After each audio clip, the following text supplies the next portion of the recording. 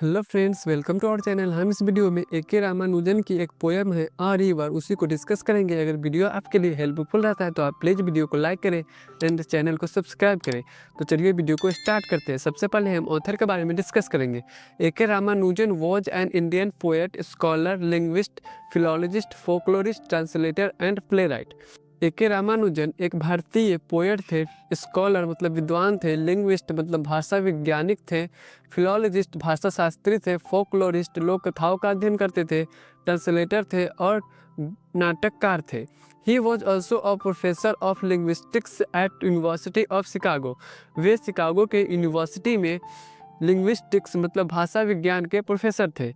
He was born on 16 March 1929। उनका जन्म 16 March 1929 ईस्वी को हुआ था एंड डाइड ऑन 13 जुलाई 1993 और उनकी मृत्यु 13 जुलाई 1993 को हुआ था। रामानुजन वॉज अवॉर्डेड द साहित्य अकादमिक अवार्ड। रामानुजन को साहित्य अकादमिक अवार्ड दिया गया था पोस्ट्यूमसली इन 1999, उनके मरने के बाद 1999 ईस्वी में, फॉर द कलेक्टेड पोएम्स, और उन्हें दिया गया था द कलेक्टेड पोएम्स के लिए। He wrote in both English and Kannada. वो इंग्लिश और कन्नड़ा दोनों भाषाओं में लिखते थे। हिज नोटेबल वर्क्स आर, उनकी प्रमुख रचनाएं हैं the striders and second sight. अब हम पोएम के इंट्रोडक्शन को डिस्कस करेंगे। Poem a river by A K. Ramanujan is a critic of the poets. Poem a river जिसे ए.के. रामानुजन ने लिखा, यह पोएट्स मतलब कवियों का एक आलोचना है। Praising only the glory of the river in Madurai. और कवि लोग मदुरई में एक नदी रहती है, उसी के केवल प्रशंसा करते हैं, उसकी केवल अच्छाइयों के बारे में बात करते हैं, बुराइयों के बारे में नहीं बात करते हैं। The poem has 4 stanzas. Poem में 4 स्टैंजा है।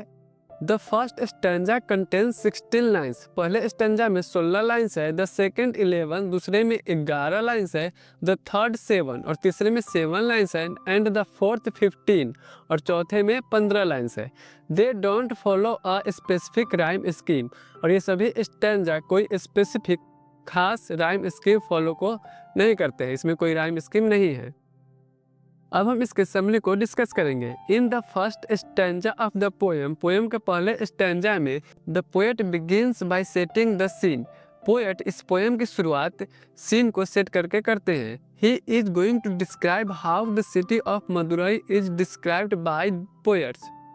वो ये डिस्क्राइब करने जा रहे हैं कि कैसे कवियों ने मदुरई शहर को डिस्क्राइब किया है, वर्णन किया है। It is popular for its temples and poets. और मदुरई शहर अपने मंदिरों और कवियों के लिए लोकप्रिय है। And these poets have always संग ऑफ द सेम थिंग। और ये कवियों ने हमेशा ही एक ही बात को बार बार लिखा है, गाया है। Every summer in the city the river basin is emptied. और प्रत्येक गर्मी के मौसम में नदी में बहुत ही कम पानी बचता है। The river dries to a trickle. नदी एकदम सूख जाता है, एकदम उसमें थोड़ा पानी रहता है। And the sand is beard. और उसमें बालू जो रहता है नदी में वो दिखने लगता है। The objects that are revealed are ominous. और जो चीज़ें होती है नदी में वो दिखती है, वो क्या होती है, ओमिनस होती है, अशुभ होती है। They are sand leaves. वे सैंड लीव्स है, स्ट्रॉ है मतलब घास फूस है, एंड वीमेंस हेयर, और महिलाओं की बाल है। These things clog of the water gates made of rusty bars. और ये सभी चीज़ें नदी में जो वाटर गेट है मतलब नदी में जो पानी आती है उस गेट को ये बंद कर देती है, उसमें बाधा पहुंचाती है। और वाटर गेट बनी है रस्टी बार से मतलब जंग लगे हुए छड़ों से। इन द सेकंड स्टैंजा, दूसरे स्टैंजा में the poet states that, poet कहते हैं कि he was in the city only for a day. वे केवल शहर में एक दिन के लिए थे। Everywhere the people spoke about the flood and the terrible things which resulted।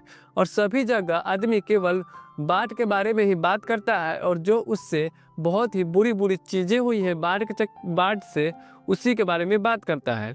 It is not just a simple occurrence. यह कोई सिंपल अक्रेंस नहीं है, कोई सिंपल घटना नहीं है। It carried away of 3 village houses. यह गांव के 3 हाउस को, 3 घरों को बहा के ले जाता है। अ प्रेग्नेंट वुमन, और एक प्रेग्नेंट औरत को, and a couple of cows, और 2 गायों को, गोपी एंड वृंदा, और गाय का नाम गोपी और वृंदा रहता है। इन द थर्ड स्टैंजा, तीसरे स्टैंजा में the poet speaks of the similarities between old poets and new poets. तीसरे स्टैंजा में पोएट, पुराने और नए पोएट रहते हैं, उनके बीच में जो समानता रहती है उनको बारे में बताते हैं।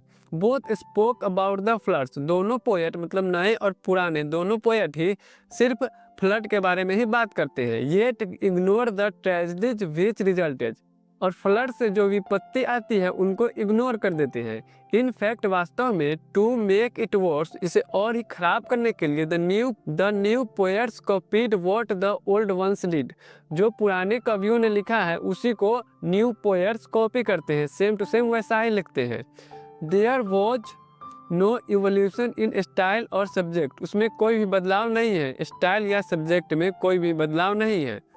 The poet states that, poet कहते हैं कि it is possible that the woman who died was going to birth to twins, poet कहते हैं कि ऐसा हो सकता है जो औरत मर गई वो जुड़वा बच्चों को जन्म देने वाली हो। There is a very interesting contrast, यहाँ पर बहुत ही इंटरेस्टिंग कॉन्ट्रास्ट है, भिन्नता है। The waters mean to fertilise, पानी का मतलब होता है कि वह उपजाऊ बनाए। द लैंड, पानी का मतलब होता है कि वह भूमि को उपजाऊ बनाए। And make it possible for the next crop to grow, ताकि फिर से नई फसलों को उगाना पॉसिबल हो, संभव हो। Life is destroyed as it is being created, लेकिन जब फ्लड आती है तो क्या होती है, जीवन की बर्बादी होती है।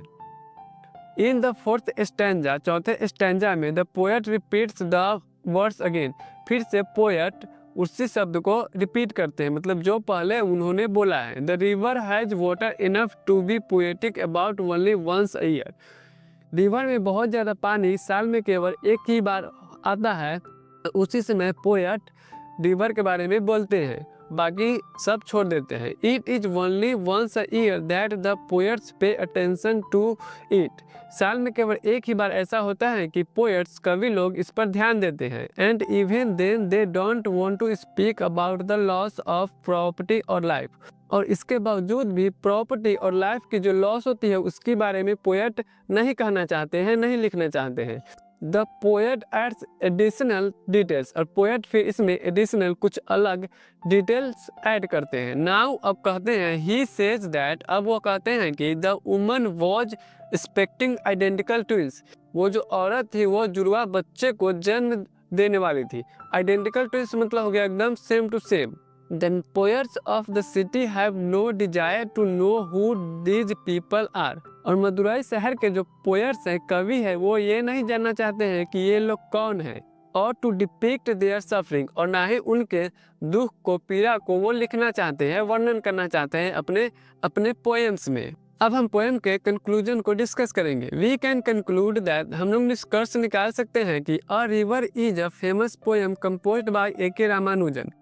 अ रिवर बहुत ही फेमस, बहुत ही प्रसिद्ध पोएम है जिसे ए.के. रामानुजन ने लिखा है। इन दिस पोएम, इस पोएम में the poet describes the consequences of flood in the river of city, poet शहर में एक नदी रहती है और नदी में बाढ़ आती है, उसी की परिणामों को व्याख्या करते हैं। The poet criticises the poets of the city, poet शहर के कवियों को क्रिटिसाइज करते हैं, आलोचना करते हैं। Who glorify the river and ignore the tragedies, जो रिवर की प्रशंसा करते हैं और उसके दुखद परिणामों को इग्नोर कर देते हैं। तो यहीं पर आज के हमारी टॉपिक समाप्त होती है। अगर वीडियो आपके लिए हेल्पफुल रहा हो तो आप प्लीज़ वीडियो को लाइक करें एंड चैनल को सब्सक्राइब करें।